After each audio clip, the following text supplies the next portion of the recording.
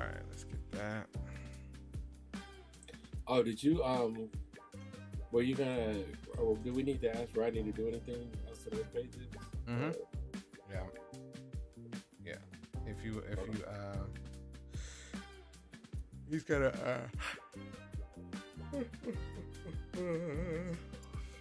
but as far as the lighting, I feel like I gotta show him what I want. So I may do a little bit of reference just so he's not like, where do you want me to put the lighting? I know he understands it yeah. though. I just want to probably give him a little bit of heads up. So I'm like, all right, this is cool, but now make it look like they're in front of an iPad.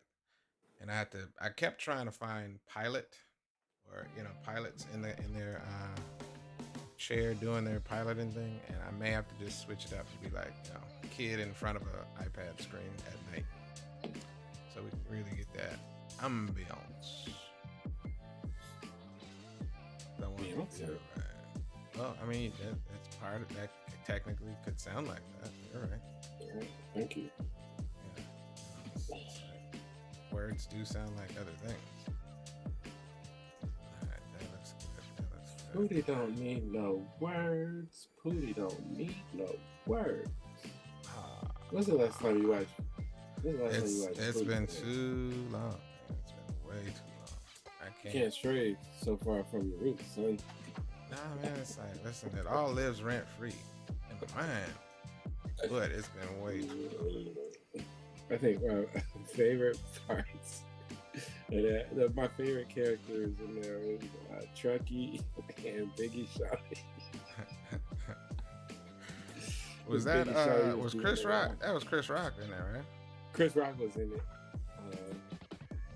Did he direct it?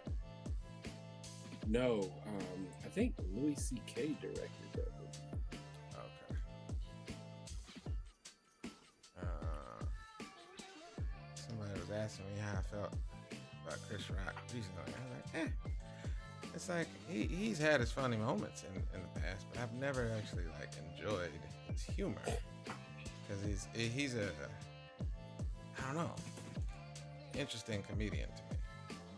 I've watched his stand up. I've actually laughed at some things, but it's never been like I don't even know what it is to make it say what's a successful comedian to me, because I remember Tyra, she was like, I don't get Dave Chappelle, he's not funny to me. And I was like, well, listen, that's the reason they call it a sense of humor. And I said, not everybody has to be, for you, if it's a comedian, there's people that don't like slapstick. There's people that don't enjoy, Jim Carrey because he's too over the top, or people didn't like Robin Williams because he was, seemed like he was tweaking or something. And I'm like, yeah, that's fine. I said, but it depends on your sense of humor. I said, I watched so much different kinds of humor coming up. Richard Pryor, Eddie Murphy, Living Color, Fred Sanford, Bill Cosby, all of these different types of, comedy. And then you get to something like The Office. And, there's so many layers to how something can be funny, in my opinion. But it's like a collective of all of these different pieces. I could do dry humor, dark humor, slapstick. But yeah, there's still some comedians that just don't hit for me. And I'm just like, I'm not really sure what it is. I don't know if it's the delivery. It could be the delivery. But Wanda Sykes is tough for me. And I'm like, I've tried. I wanted to try and just see what it is that's not hitting for me. And Tyra was like, oh yeah, now she's funny. I was like, see, she is very not funny to me. And it's not necessarily her material. It's just, I don't like the monotone, and I don't know. But I was like, it's okay. You ain't gotta like Dave Chappelle. He's like, he is not funny to me. I was like, well, he has been doing a good job being not funny for a lot of people. So, but you ain't gotta like, it's okay. It's always just like levels to it. Like, I've been able to, like, George Carlin, I thought he was brilliant and he was funny at the same time, but he was like super smart. Like Dave is in that way where it's like Dave is in that.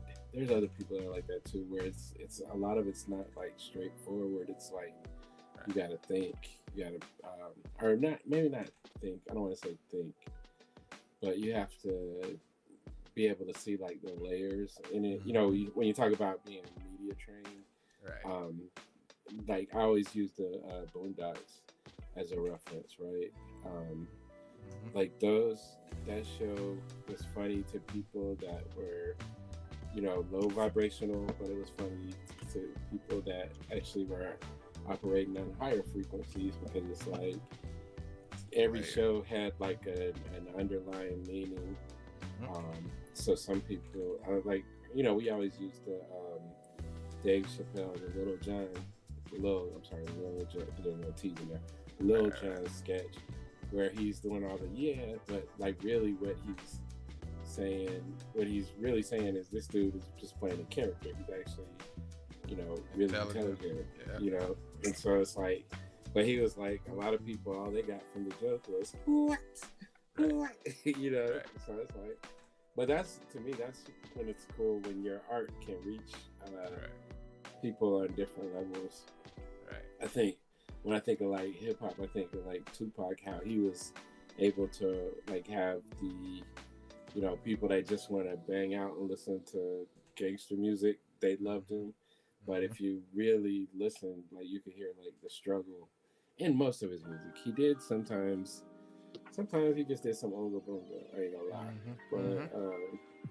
But then, you know, but you could hear the revolution, the protest, all these things in his songs. So. Well, I think that's where the artistry comes in. Is if you're wise enough to understand that your audience is, you know, receptive to all of these different formats of your craft, then you make different formats, you know, for people that are listening and, you know, looking forward to. Hey man, I want that. I need something that's, you know, for the club. I need, you know, something that makes me think of my girl, my family, my mom, right?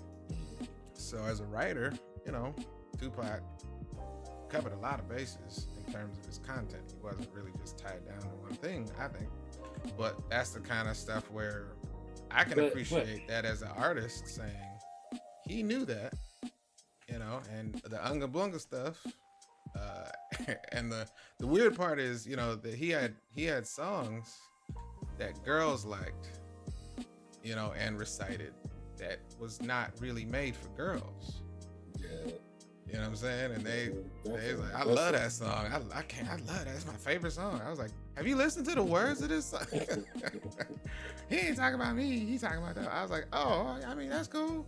All right. People like get surprised like when they ask me like what's my there's a lot of Tupac songs I love, but I usually say my favorite is F the World on the Me Against the World soundtrack.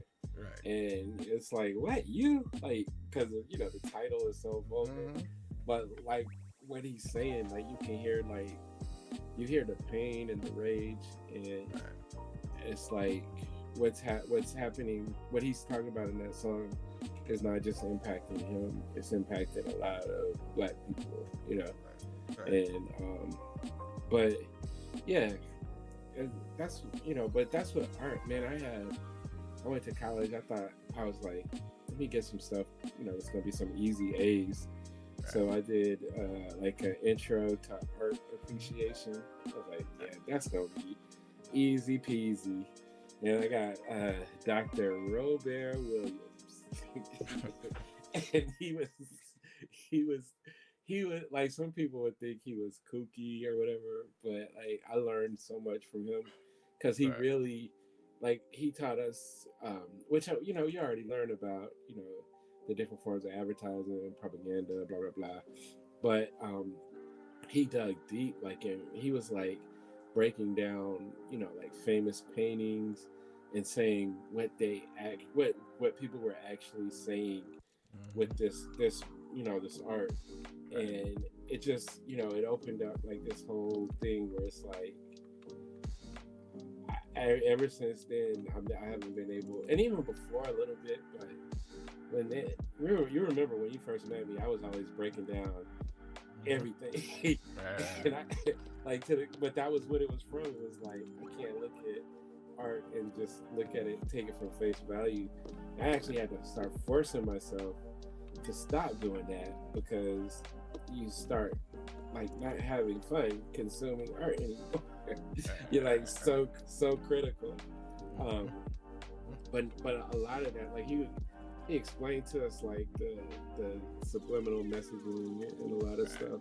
Right. And then you start to look at it and you start catching it yourself, like, oh man, they talking about this, but this what they really talking about. Right. What was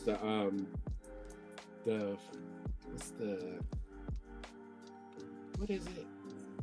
The one with the fox and the rabbit. It's the animated. Also. Oh, okay. I was gonna say. They just did part 2. Oh, I know what you're talking about. Zootopia. Yeah. And it's like you watch that, and it's totally, like about gentrification, and it's easy to see. Right. Then you start looking at all the stuff from when you were a kid, and you're like, oh man, they was brainwashing us the whole time. Definitely. I like what William said it. This is the best kind of humor when it works on multiple levels to appeal to different audiences. That's where Dr. Robert, he would, his name was Robert, but he would make us call him Robert because he said that's how he pronounced it. But he was the first one. He would always say, like, he would drop like the coolest jewels, like big dummies hide behind big words. The dumbest man in the room usually thinks he's the smartest man in the room. He was dropping so much stuff that I've always been, like, that stuck with me. We got a question from the audience. Even though Harold is family. Question for Marcus. I can't remember. Did you do work with Disney early on? I did not. They have yet to work with me directly on anything specifically. No, I haven't actually been contracted by Disney proper. But you work for Marvel, you work for Disney. But nothing that I've been contracted by Disney. Say, hey man, we want you to do something with this Disney cartoon or something like that. That has not happened yet. Which begs the question: is there a project I want to work on? And that is a good question. Disney specifically? Man, Incredibles. I want to work on the Incredibles. That's Pixar, but that's Disney adjacent. So yeah, I want to work on the Incredibles because I have been contemplating. I did some fan art years ago about Frozone. Just like a side story about Frozone and meeting his wife and his journey as a hero and all that stuff. It's literally, even if it's a short before the film. Like if it's just a short film, but it goes through the years, him meeting Honey. His wife is named Honey, if y'all didn't know.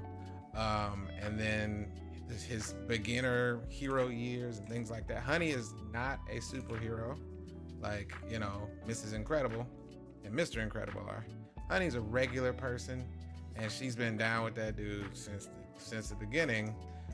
But of course, she is also kind of, she understands the game. Like if anything's going down, she's got to hide his super suit, sometimes, or she may sabotage his ability to try to lead a house selfishly because, she doesn't get to spend time with her husband as much because he's a hero. And it's like, I'm like, that's the best story I never got to see, and I want to see it, and I'll do fan art if I have to.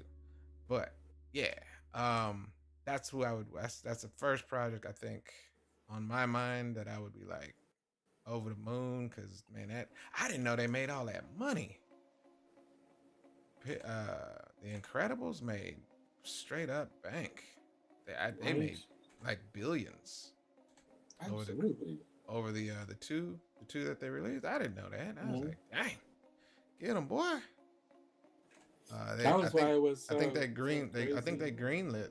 I was about to say issue 3. I think they greenlit the third movie recently, but they're working on it. You know, they haven't released any details yet. So that's where my imagination is on fire, because I'm like, oh, if it's a time skip, that's dope, because I want to see Jack growing up a little bit. If it's, you know, dichotomy of let's go back and tell some stories of stuff we ain't seen yet, I want to see Mr. Incredible. That's all. I mean, I'm sorry, Frozone. I want to see Frozone, and that would make me happy. No, you said it right. We saw Mr. Incredible already. Well, I can see a young Mr. Incredible. That would actually be pretty fun. If in flashbacks he's teaching Jack. We need a time jump, and Mr. and Mrs. Incredible will have went on like a vacation, and Frozone is it's like checking in, because they old enough. He's just checking in, and then some stuff goes wild, and him and Jack checking in on who? The kids? Yeah. That's why I'm like, listen, man. Listen. They're not gonna do what you want to do, man. It's I'm saying, listen. It's blackity black. It's crispity crunchity. You're gonna have to throw the white kids in or something. Man. I'm just telling you. No, I'm not saying that. I'm saying that either, because I don't know how old they're supposed to be, but I assume they're in their late 40s to 50s or something like that at this point, especially if we do a time skip, right? So you got 2 options for Frozone to actually get some actual good screen time. One is he is volunteering to basically be a mentor to a new upcoming young superhero who is, get this, a brown and black man. You see what I did there? Yeah, it's not gonna happen. God dang it, man. You can't shoot it down so fast. Wait, you didn't let me finish. To BET. You didn't let me finish, man. Listen. It's Jack's. Because how old should Jack be if it's a time skip? Jack need to be like 15. There you go. Listen. You ain't let me finish. Look.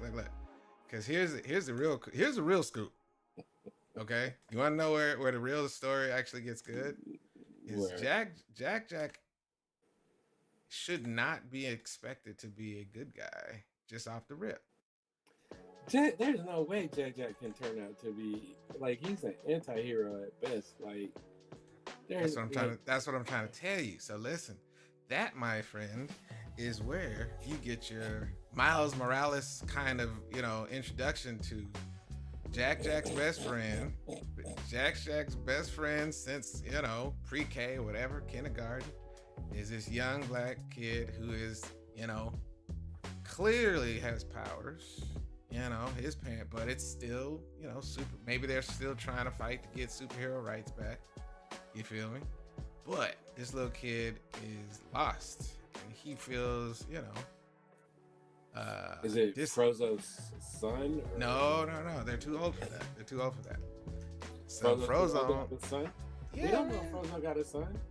That's what I'm saying. If it's an illegitimate son. Well, listen, man, that's a different. Now you're talking about a different, rating for the whole thing.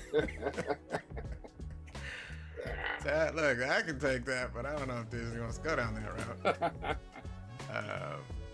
That's where I'm like, man, the open easy. The kid, the moral compass for Jack is his friend, but the moral compass for his friend is Frozone.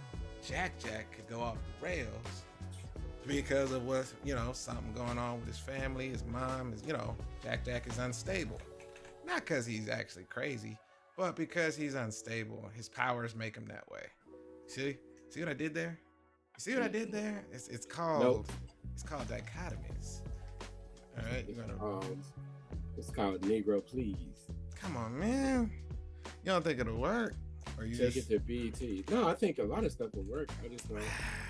Disney. I haven't seen anything like with the animation where I feel like Disney would do. Like if they did, it would be like It would be like a series, like that they would put on. It wouldn't be like a movie. But you got all the pieces, man. Mr. Incredible. Mr. Incredible is. They don't even let Miles Morales be the star of his movies.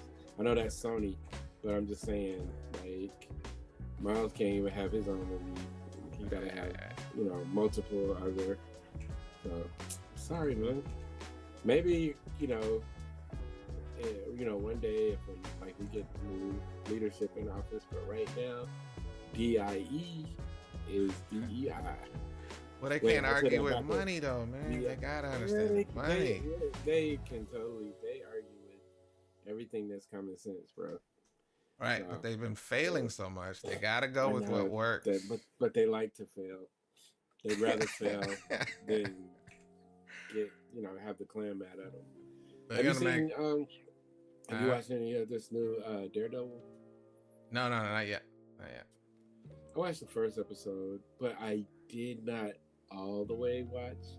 I kind of looked away a few times. That's your problem, man. Why would you do that? I was playing this game on my phone.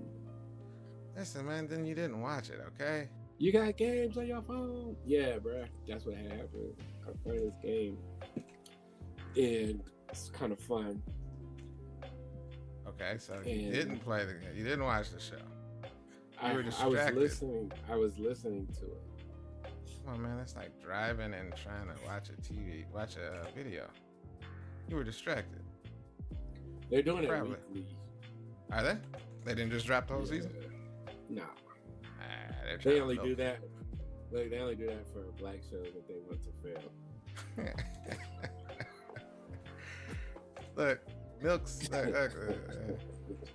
boo boo on them, man. They had to learn a lesson. They don't freaking market.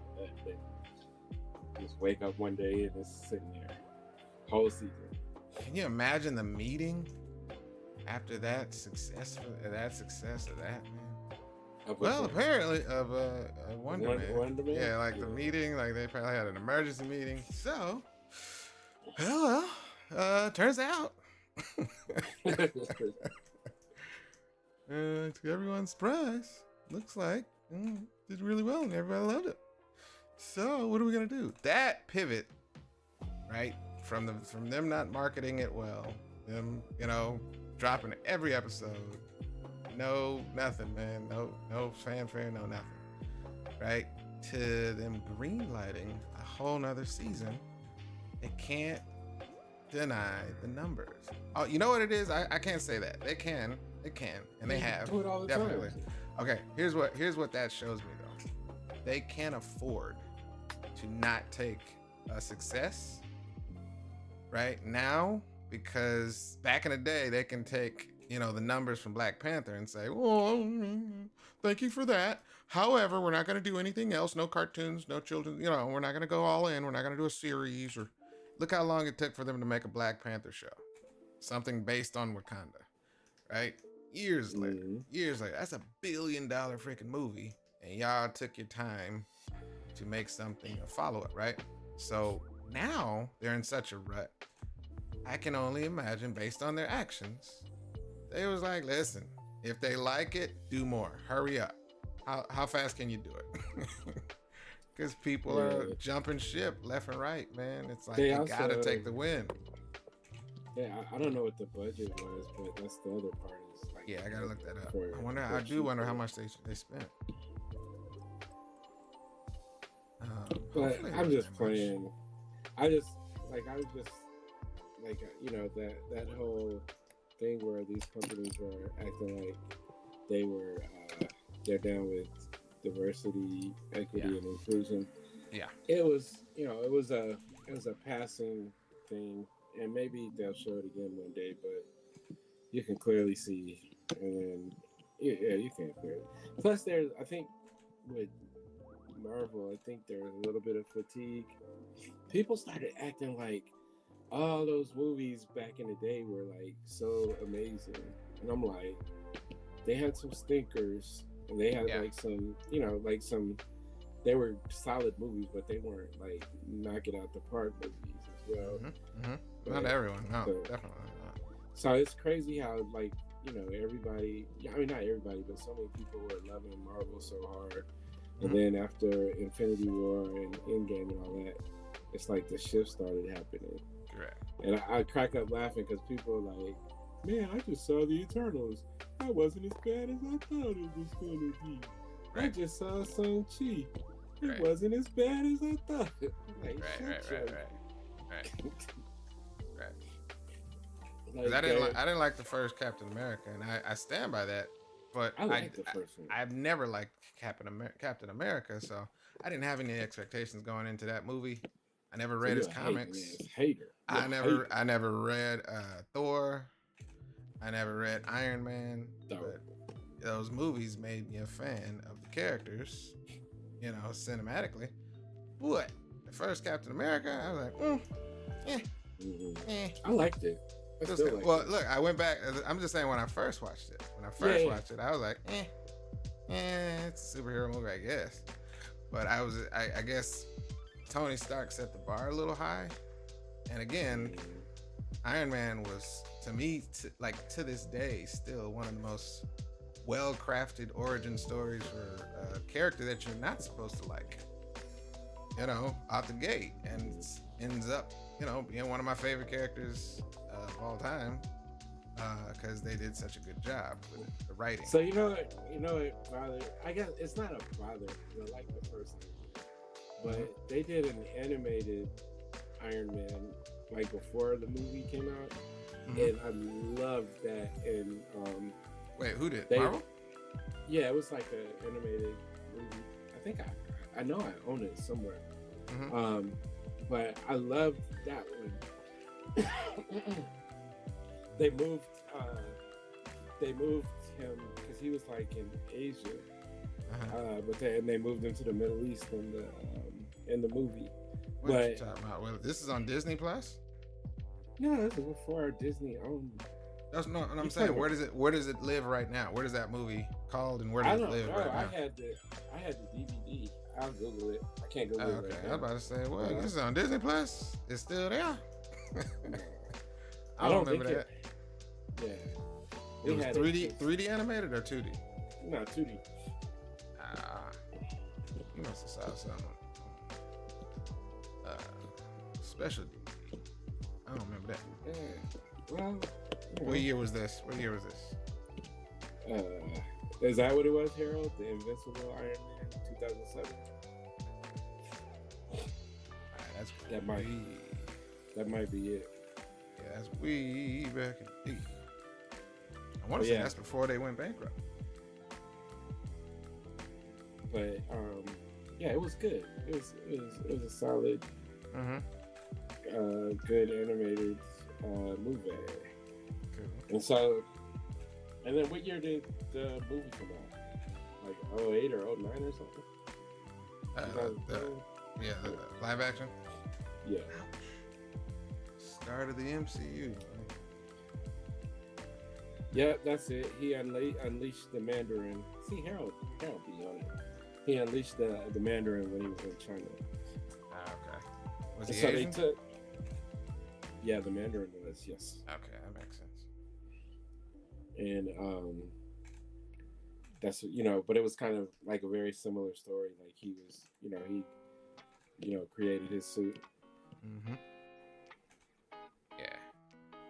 But after watching Captain America again, I went back and I was like, let me try this one more time. I did not like this one. I said the same thing. I was like, you know what? Wasn't that bad.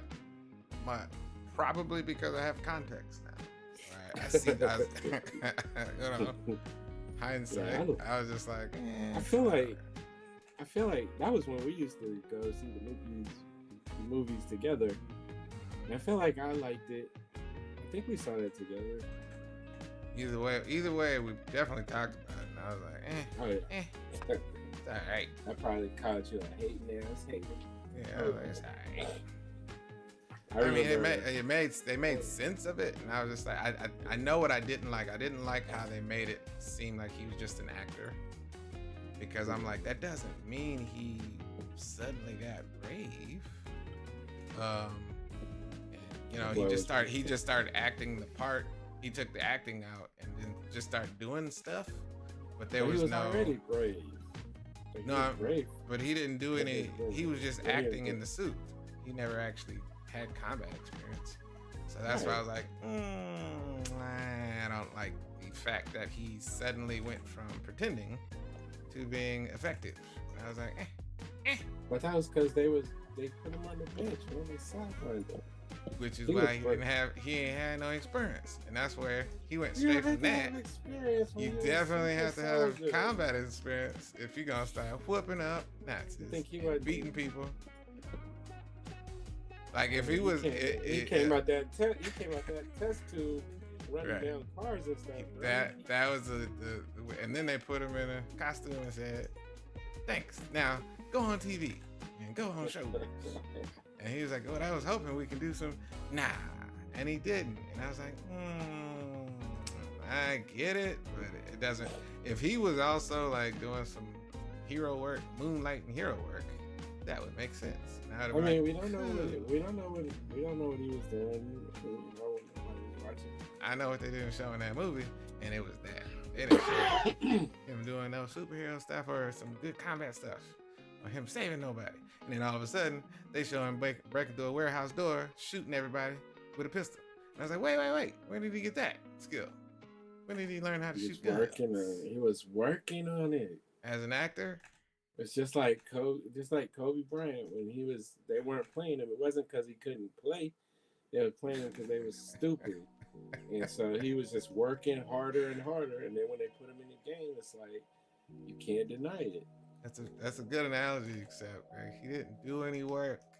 He was an actor. They didn't show that part, Marcus. That's the problem. That's why I didn't like it. And I was like, But fast forward to freaking Winter Soldier, and he got him jumping out of airplanes with no parachute, kicking people through the boat wall and breaking their spine. I was like, listen, now we talking. That's Captain America, man. Captain America be somehow jumping on a motorcycle and doing tricks and stuff. I was like, that's a cool superhero. Do you remember how mad we were after Iron Man 3? Yes. Yeah. That was a quiet drive home. Listen, man. And I've since watched all the Iron Mans. Because I was trying to prove a point to my kids. I was like, come on here, kids. Let's watch the first one. All right, come on. Let's watch the second one. All right, we got to watch the third one. And it was just like, now which one of these was good? What happened in your opinion? And it's like, it's very clear, man. That first movie was damn near masterpiece compared to 2 and 3, and I didn't hate 2. I definitely didn't like 3. 2 was meh. Yeah. It wasn't terrible, but it was God, man. 3 was just like, y'all could have did this. I remember, like, some people say the first Thor wasn't good. I liked the first Thor. I did like the first Thor. Yeah. The Dark Worlds, I was agony. I was in sheer agony watching that movie. Like, see, I didn't hate that one as much. I didn't like the villains, but they were at least a threat. They were threatening. You already one of the biggest parts. You already introduced the Avengers, so there's no reason for Thor to be trying to do this on his own. No. I don't even have to go back and watch it. They're in the Panini. I watched them all. And I hated that movie again. And which part? Because again, I agree that I don't read Thor, so I don't know if space dark elves are a real thing in his comic at all. It was just dumb. It was a waste of time. But listen, that's what I'm trying to say. Is it dumb because they wrote it wrong, or the villains were elves? I don't get into writing it wrong because I know that these writers be writing stuff and then the directors go in and do whatever they want. Right. So I don't want to say write it wrong. I just felt like it was a waste of my time. I still didn't hate it. I actually laughed and I like the action scenes on Dark World. The end fight scene, oh, I don't like that at all. Yikes. You know what's something that a movie that people be acting like they hate, but I don't hate at all? Age of Ultron. No, I like Age of Ultron. I enjoy, like I like it. Mm-hmm. It's not just like okay for me. Yeah, people I like that. Like it was trash. I'm like, y'all just be hate. That was good. Now? It was good pacing to me. It was a good progression of, the problem, cause, and solution. It definitely pushed the actual team in a different direction. You know what I mean? Like they had all the pieces of the puzzle pretty good to me. Yeah, to me it just like raised the stakes like emotionally for the squad. Right. I like that movie. I think what's his name? Spader, I believe, was the voice of Ultron. I think he was excellent. You got that epic scene, the turnaround scene. What's the turnaround scene? Quick, where they was like turning around when they was in that little thing. Oh yeah. Camera rotating around everybody's face. Yeah. Right. What's his name? Quicksilver catching his bitter end. It's cool stuff in there. Yeah. Stakes were high and natural progression. The only part is the call it Scholar. The Black Widow Hulk thing was like, what's going on? But yeah, I dug that Hulk one. Hulk need love too. You're right. I ain't had no problem with that movie. All the Avenger movies was solid. Like the first one was just, I remember nerding out so hard on that because that's the first. Because before that, what team movie did we have? Them crappy X-Men movies, correct, and Fantastic Four movies. So this was like it didn't feel earned. It didn't feel like that movie. You didn't have to watch, but the payoff was kind of built in, and so suddenly it was like, snap, hey, on a team, it's gonna be crazy, and they made it feel that way, and they pulled it off. And and it was good too. Right. Those X-Men. Correct. Yeah. Now that's they deserve to be, praised for pulling that off, man, for the first time. I don't think there's ever been a superhero movie that felt, like that was stakes. That big. Like, yeah. That was on fire. Harold said Ant-Man, yay or nay? I like the first one. Which one? I was about to say the first one was fine. Second one is, I didn't hate the third one, and when people act like Quantumanium or whatever. I didn't hate it, but it wasn't impactful enough. I mean, it definitely went places. I feel like they made some choices with that. But overall, I thought it was decently solid. The second one wasn't terrible. It's just kind of, it seems like with each Ant-Man, they kind of stretch, like from what they like stretch further away from how it started. Started off, it was kind of like an organic, kind of light feeling type of thing. But but I like what's his name? The dude that plays Ant-Man. He's good. And I know his name. I just can't think of it right now. But I don't hate it. I think out of all Marvel, like Dark World. When's the last time you saw Dark World? You said during the pandemic? Yeah. And don't make me try to watch it again. No. I'm saying in context. There's people that hate Ragnarok, and I'm like, wait. Listen, I know you don't like funny Thor, but wait a minute, because that is a finely written movie, and it actually progresses, gets to the point. It's some stuff.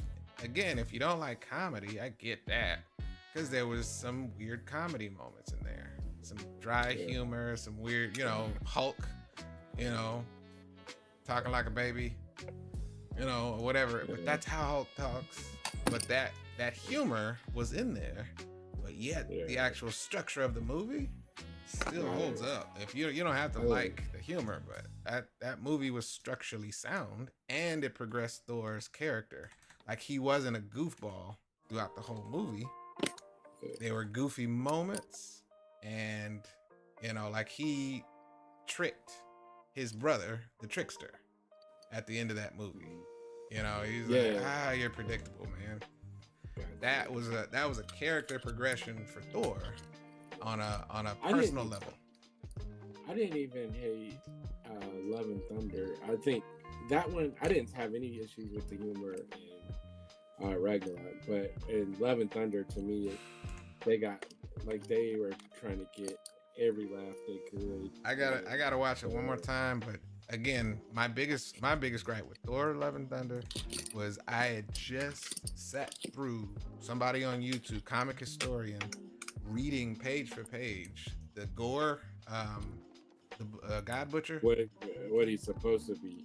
Oh my gosh, man! If I hadn't, and this is the first time I can say, like, with absolute clarity, that was a fumble. That dude was a problem in the comic. No, but and he was a joke. I don't.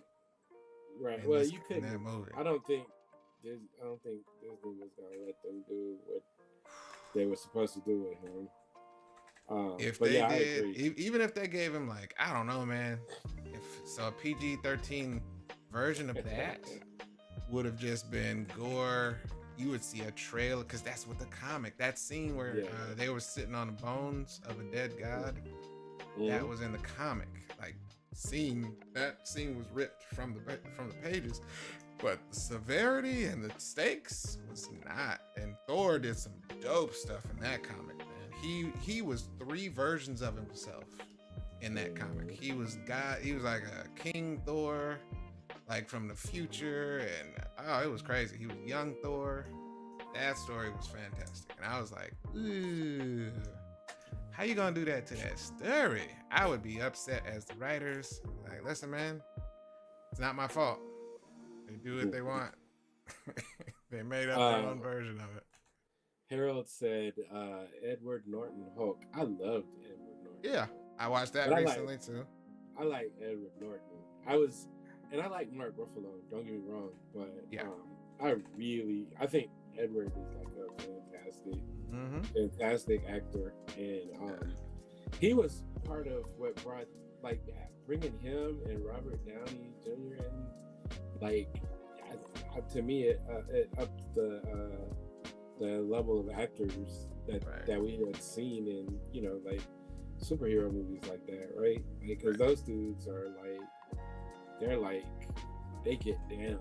So I was sad when he for whatever reason, when he left the thing. He kept trying to control the quality of the character, and they're like, "Listen, man, cut it out." You didn't know that from the behind the scenes. Well, you never saw this stuff. Okay, I did, but also, like, he never got another. Like, Hope never got another movie. Correct. Based off of whatever was happening with their contracts and all that. Right. Between who was it at the time, Fox still, and Marvel. So Ed Norton, when he was like flexing hard, like, no, if you don't do what I tell you to do with this, so it was problematic. I assume I can see how that could be problematic, but he was trying to protect it. Say, don't make it suck. That's one of the things that one day I feel like, if we haven't already realized, that they should have done whatever they had to do to get Hulk another movie, man. Because, kind of neutering him, during Infinity War and all that. Oh my God, man! It was kind of tough. See, and that's where I'm like, listen, I'm not a Hulk fanatic, but I like the Hulk as a character and what he stands for and what his powers stand for. That, my friend, takes one simple day of Googling. How does the Hulk work? He does not get beat up. He can't. It's not how he works. It's just not how his powers work, bro. oh man, he got handled. He got knocked out. That's not how the Hulk. That's not how it works, man. You don't got to go far. But I mean, the underlying part, like they did, explain it away to where power stuff. Like he's losing his his confidence in himself and having some issues. But anyways, new question. Harold says, here's the real question. DC movies pre-gun. You didn't put a question mark there, so I don't know how to answer. I was going to say, wait. Shit. It's not because I wanted DC to, give me more projects. That's not why I'm being quiet. I just don't understand it. Sounds like you're being careful, man. You want to make sure. Kelly said that Sentry beat Hulk up. Now what? Beat him up. How? Sentry doesn't. He's broken. He's like Popeye. He's Superman, but even worse.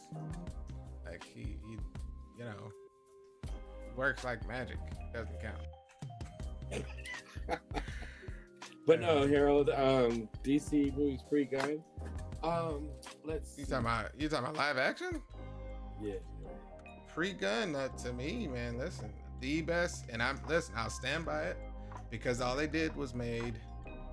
They just copied what Marvel did, and I had to rewatch it just to make sure. But I liked how they did it. The best DC movie, and pre-gun, right? Mm-hmm. Yeah, Wonder Woman.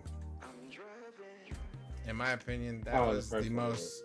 Yeah, that was the first one. Was the only one that actually said, if they did the rest of the characters like that, if they did Green Lantern like that, if they actually made it make sense, they cared about the actual character development, and they took their time and gave them origin stories. Wonder Woman was the only movie that made sense as a modern movie.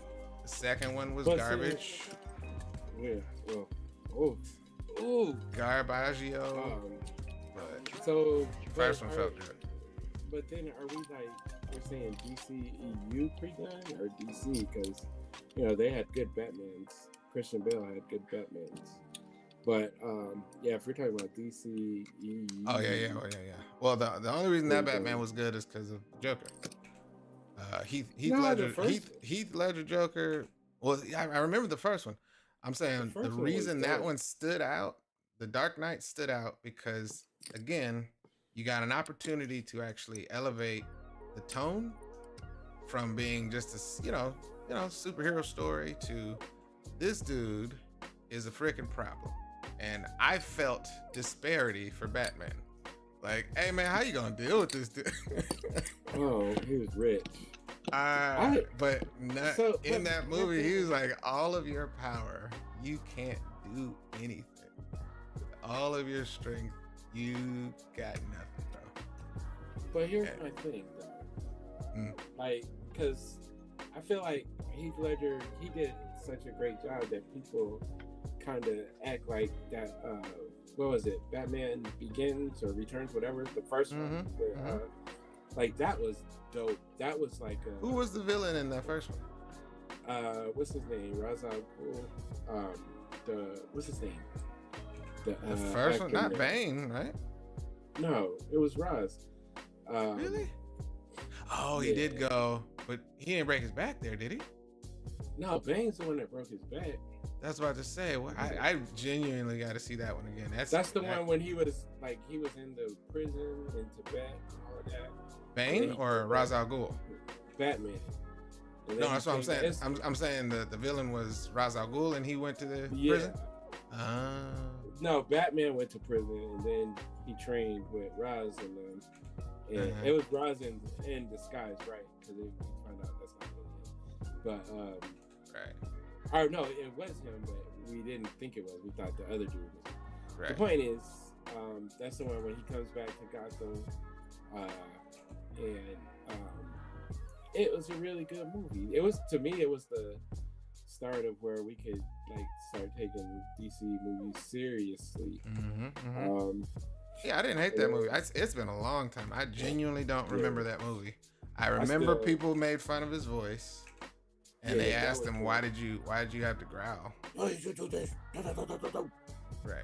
And then also, and this is a thing for me, guys. Once I noticed that you don't have lips in a movie on the big screen, then you're kind of cooked. And then when you got a mask that covers all this and all you can see is that you don't have lips, right?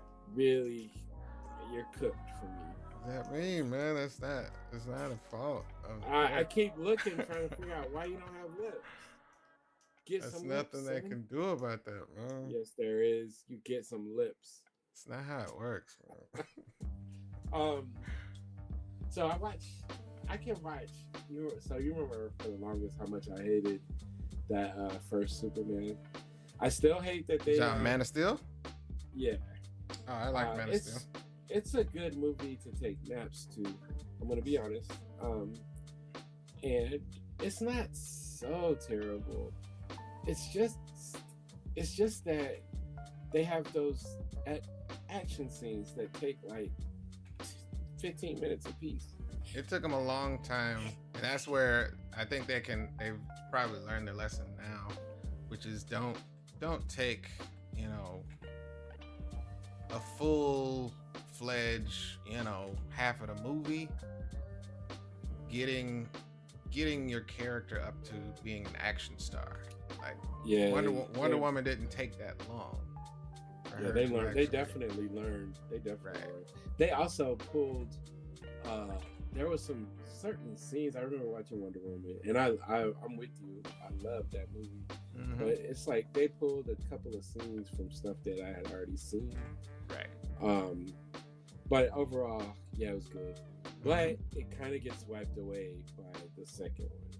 Correct. Because listen, man, I deleted that in my brain because anytime, while I'm watching the movie, I can say, "What the hell?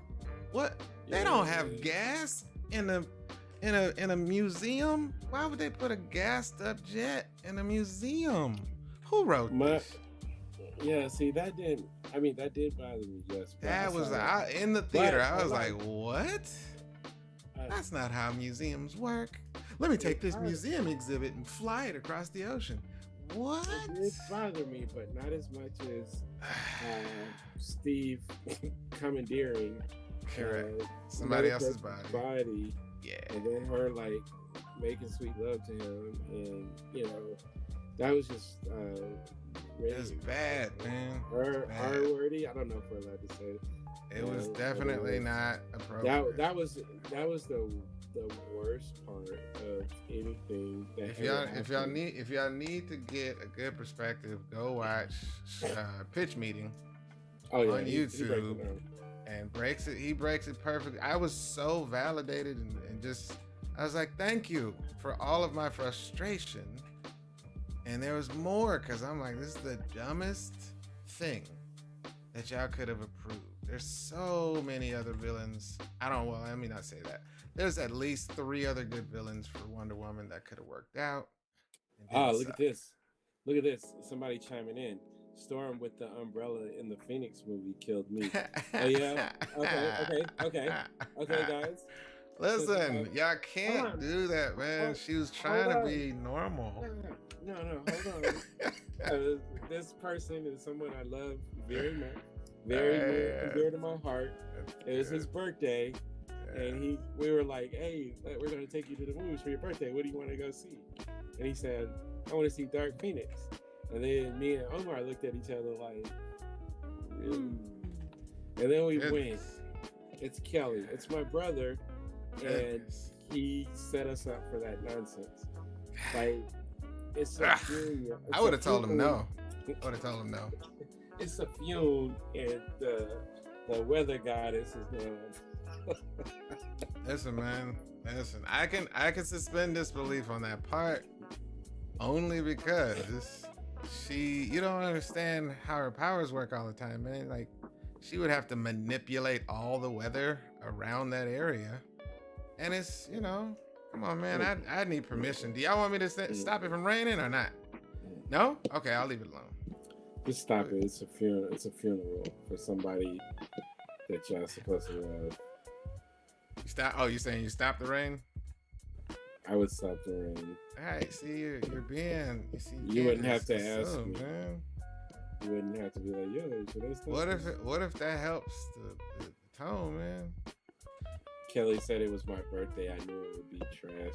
I would have told you. Yeah, I was about to say, no, you like Jean Grey. Stop it. Right. It's your favorite. Yeah, I was about to say, don't try that lie. You thought it was going to be good. But lo and behold, Jean Grey sucks. As a character and nothing. Nothing they can do can make that. No, I'm joking. It's not her fault. Just like Scott is not supposed to be a piece of crap character, but they wrote him that way. No, so everybody hates him. I'm like, what are you talking about? That's not how he is. And then I started reading the books. I was like, well, okay, well, they wrote him like that. He ain't supposed to be like that. Dude, listen, I am old enough to remember when Scott was the man. Correct. When you was playing the X-Men, you wanted to be Scott. He was the leader. He could blow stuff up with his eyes. Correct. He was the man. And then he's a team leader, man. He's just dependable. Those movies and stuff came in and made him a doofus. A douchebag. I was like, that's not how he's supposed to be. I mean, that's how they wrote him, but that ain't how he's supposed to be. Hey, how long was you trying to go tonight, man? I gotta get to going in a minute.